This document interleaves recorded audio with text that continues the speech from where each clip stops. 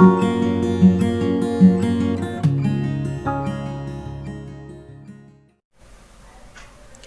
Students, welcome to the Preeti Gupta academy. और आज मैं प्रैक्टिस एक्सरसाइज 11 लेकर आई हूँ जो बेस्ड है फ्यूचर परफेक्ट टेंस पे।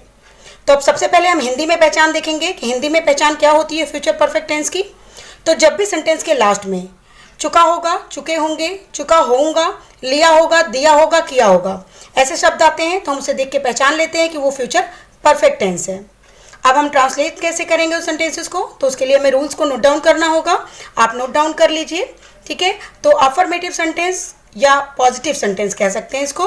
पॉजिटिव सेंटेंस में क्या होता है, सब्जेक्ट के साथ विल शैल का यूज करते हैं, देन हैव का यूज करते हैं, देन वर्ब के थर्ड फॉर्म का यूज होता है, देन ऑब्जेक्ट। अब विल और शैल का यूज हम उसी तरीके से करते हैं जिस तरीके से मैंने फ्यूचर इंडेफिनिट और फ्यूचर कॉन्टिन्यूअस में बताया था। यानी विल का यूज तो हम सारे सब्जेक्ट के साथ करते हैं, बट शैल का यूज हम करते हैं केवल आई और वी के साथ, ठीक है। तो ये अफर्मेटिव सेंटेंस का फॉर्मेशन हो गया। अब नेगेटिव सेंटेंस में क्या होता है, सब्जेक्ट के साथ will, shall, not, then have आता है, देन वर्ब की थर्ड फॉर्म और ऑब्जेक्ट। ये नेगेटिव का फॉर्मेशन हो गया। अब हम इंटेरोगेटिव का फॉर्मेशन देखेंगे। इंटेरोगेटिव सेंटेंस में चूंकि सेंटेंस दो टाइप के होते हैं, एक वो सेंटेंसेस जिसमें क्या वर्ड पहले आता है और एक वो सेंटेंसेस जिसमें क्वेश्चन वर्ड यानी क्वेश्चन पूछने वाले जो भी शब्द होते हैं वो बीच में आते हैं। तो जब भी क्या वर्ड पहले आता है तो हम क्या करते हैं, उसकी इंग्लिश व्हाट ना लिख के हेल्पिंग वर्ब लिखते हैं अकॉर्डिंग टू सब्जेक्ट। तो जो फर्स्ट टाइप का फॉर्मेशन है उसमें क्या होगा, विल शैल के साथ subject, then have, then verb की third form, then object and question mark. Second type यानी वो सेंटेंसेस जिसमें क्वेश्चन वर्ड बीच में आता है, तो उसका फॉर्मेशन ये होता है कि जब भी क्वेश्चन वर्ड बीच में आता है तो हम उसकी इंग्लिश लिखते हैं सबसे पहले, जैसे कि फॉर्मेशन में लिखा हुआ है, question word, then will, shall, subject, have, verb की थर्ड फॉर्म, देन ऑब्जेक्ट और देन क्वेश्चन मार्क। तो ये तो हो गया रूल्स, और इसी को अप्लाई करके हम ट्रांसलेशन में देखेंगे और प्रैक्टिस करेंगे। आप भी नोट डाउन करिए और आप भी मेरे साथ प्रैक्टिस करिए। अब जो सबसे पहला सेंटेंस है वो है हम जा चुके होंगे। वी है हम की मीनिंग, तो वी के साथ हमें शैल लगाना है, जैसे कि मैंने बताया था आई और वी के साथ शैल लगाते हैं। वी शैल हैव, जाने की इंग्लिश गो होती है और हमें थर्ड फॉर्म का यूज करना है यानी gone. We shall have gone. Next है हम नहीं जा चुके होंगे। We shall not have gone. क्या हम जा चुके होंगे, अब इसमें क्या वर्ड पहले आया तो हमें हेल्पिंग वर्ब लिखना है, और वी हम की इंग्लिश वी होती है तो वी के अकॉर्डिंग हमें शैल लिखना है। Shall we have gone, then question mark. अब नेक्स्ट है सेकेंड टाइप ऑफ इंटेरोगेटिव, हम कहाँ जा चुके होंगे। तो कहाँ की इंग्लिश लिखेंगे सबसे पहले, where shall we have gone. तो जैसे मैंने रूल्स बताया था उसी तरीके से हमने चार तरीके के सेंटेंसेस को ट्रांसलेट किया है। सबसे पहला था affirmative, then negative, then interrogative first type और उसके बाद इंटेरोगेटिव सेकंड टाइप। अब हम आगे भी कुछ सेंटेंसेस की प्रैक्टिस करेंगे। जैसे अब है क्या हुआ घर पहुंच चुका होगा।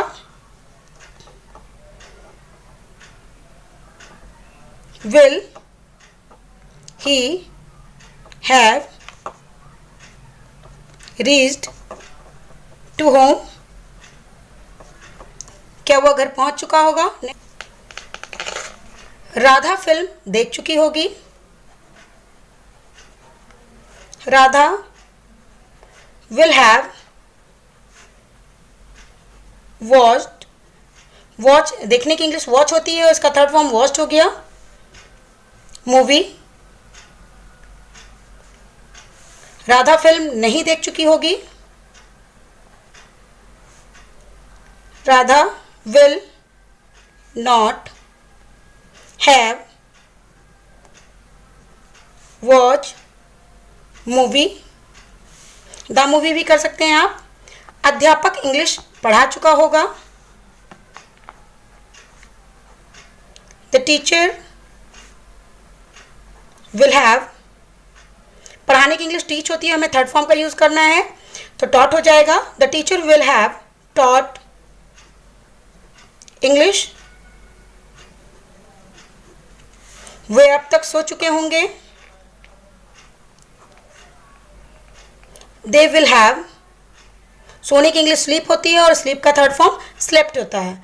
They will have slept till now, अब तक यानी टिल नाउ। हम खाना खा चुके होंगे। अब यहाँ पे वी आया तो हम शैल लगाएंगे। We shall have eaten food.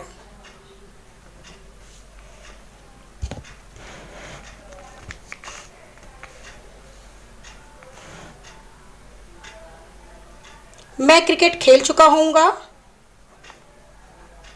I shall have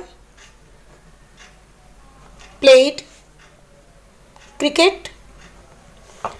Gungun school से वापस आ चुकी होगी। गुनगुन विल हैव, वापस आने की इंग्लिश रिटर्न होती है तो रिटर्न लिखेंगे third form. Gungun will have return from the school.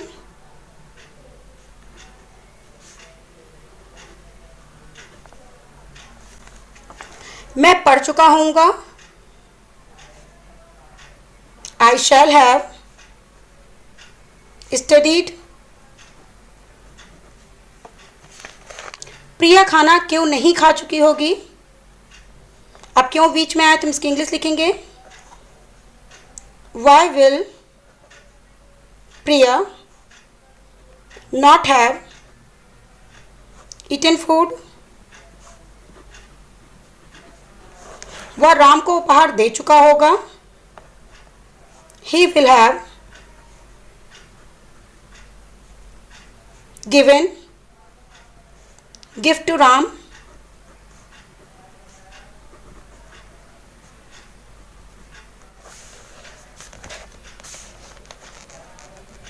The boys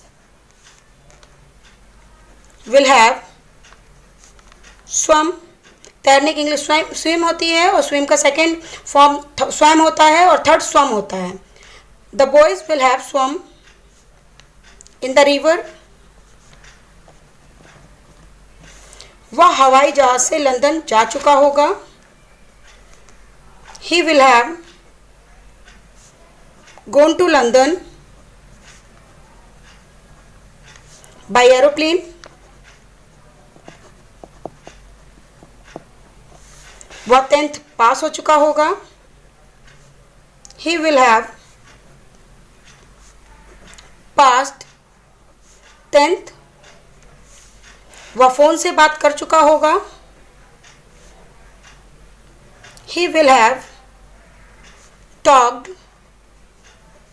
from the by the phone. Instrument की बात होती है तो हम बाय लगाते हैं, बाय द फोन। वह फोन से क्या बात कर चुका होगा। What will he have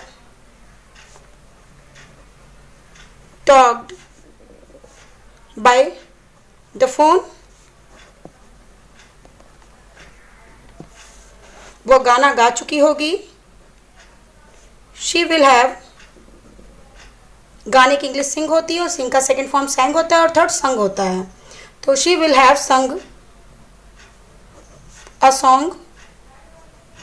तो इस तरीके से हमने 21 सेंटेंसेस की प्रैक्टिस करी। आई थिंक आपको ट्रांसलेशन करना आ रहा होगा और मेरे साथ साथ ही आप प्रैक्टिस कर रहे होंगे।